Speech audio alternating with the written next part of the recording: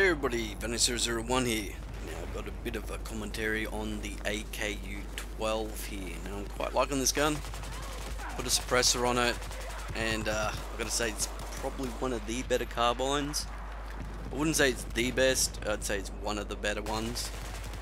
I haven't really got into too many of them because I've been whoring the shit out of this one because I quite like it. Put a suppressor on it and you're just giggling all the way.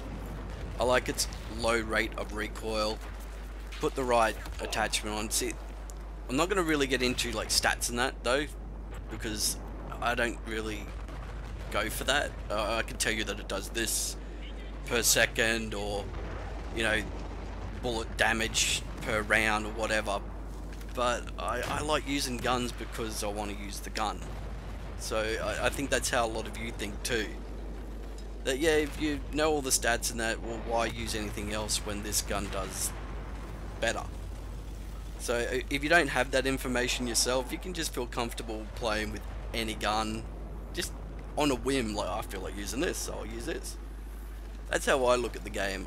Knowing all that kind of stuff, it makes the game a little less interesting, a little too clinical, a little too, you know, analysed for my liking. So I'm just going to tell you how I feel when I use the gun.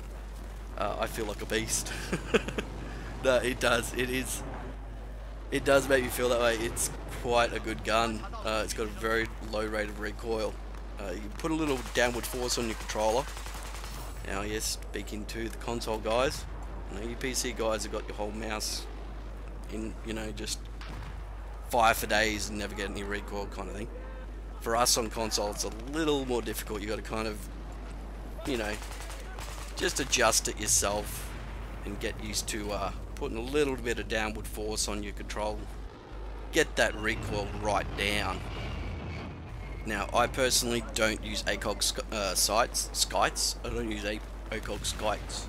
AKOG sights because I don't like being zoomed in so much. I don't like how it fills the screen and really does cut down your peripheral vision. Yeah, not that we get much peripheral vision with our, you know, locked field of view. Now the building wing just came down and I'm kind of knifing and it's not working, and yeah.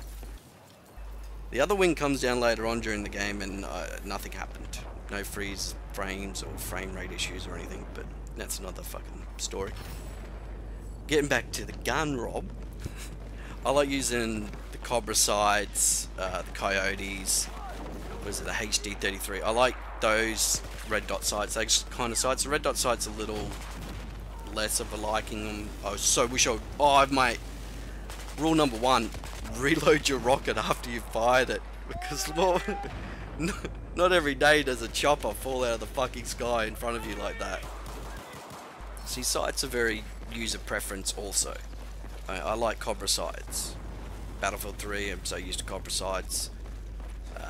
Coyotes are okay, not really my cup of tea, they're alright. But I like these scopes that don't limit your peripheral and that. And of course with the silencer you're gonna get a lot of bullet drop in that when engaging at range. But yeah, if you're playing the game bright, you should be within good enough range to make a dent in the opponent. You know, engaging at range for me, I like getting up close to an enemy. There's a few tactics I'd like to talk about too when you're up close with an enemy. If he's behind a pillar and you're shooting, you know, and you're exchanging fire and he ducks back to reload, that is your cue to make you move forward, to close that distance and get on top of him as quick as you can. You get on top of him, mate. But he doesn't know where you are. So you move in, you close that distance. It's the best thing you can do in that situation. I see a lot of players who, when they're exchanging gunfire at range, you know, maybe across a small room and there's a pillar or something in the way, that they'll both go behind and reload. You've got to learn to save a few rounds, even if you bring out your pistol. And as soon as he's out of sight and he can't see you, you close that distance and you get on top of him as quick as you can. That's the best tactic I could probably offer you in that situation. It's just, I see a lot of players that just sit back and they wait, and then they exchange gunfire again, and they both go and reload again. Hey, get in there, close that distance, get on top of him, make him fucking holy shit, you know. They won't expect it. A lot of them don't expect you to close the distance. That's the best thing you can do in that situation. Getting back to the gun, Rob. I can go off on these tangents, mate. I would personally use the AKU with a Cobra, Coyote, HD33, something like that. Red dot sight. Because it's very close quarters. It's got a great hip fire. I found it has a great hip fire. Not as good as some of the PDWs, that of course, but the carbines, you know, they have that utility where they can go at range if you don't have a suppressor on, and they can kind of, you know, like the M4 at range is quite nice. Put the right side. I mean, a hollow is alright on an M4. I wouldn't use a hollow on this though, it'd be too bulky. I just like the gun.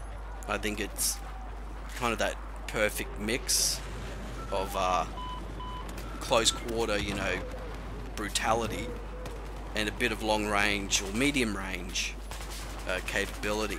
Not with the suppressor, of course, you know.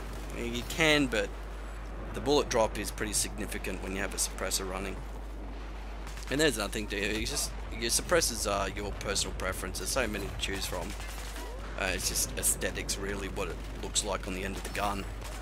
Like your penis, you know, what it looks like, aesthetics. But yeah, that's my thoughts on the AKU. I would recommend, if you haven't unlocked it, to get yourself to it. Or if you haven't played with it and you do have it unlocked, give it a good go. Chuck a suppressor on, you'll love it. I'll catch us again next time, and thanks for watching.